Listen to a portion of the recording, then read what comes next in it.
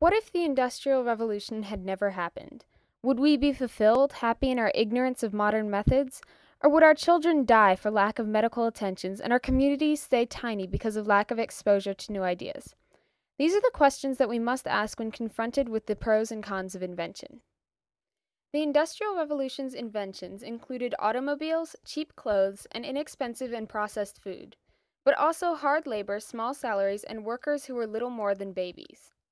After industrialization, children worked 10 hours a day, and some worked for free because of being taken advantage of by factory owners. Kids were able to fit into spaces adults could not between machinery, and because of this, many suffered amputations and quite a few died of wounds sustained on the job. However, without factories, we would never have had the globalization that has taken place today. Many immigrants would not have traveled from Europe to the United States and vice versa. The diversity that exists in the world would never have happened, and humans as a whole would probably not be very open-minded. Communities and cities around the world would never have grown. The Industrial Revolution's steam engine made it possible for ideas to travel between countries and over oceans. Country people moved to the cities, and overcrowding set in.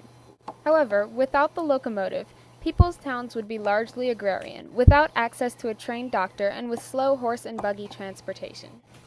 Meanwhile, at the height of the revolution, tons of horse manure was carted out every day from London. The invention of the automobile saved horses from being pack animals and cleaned the feces pollution from the city streets, but it created the choice environmental hazard of the next 150 years, air pollution.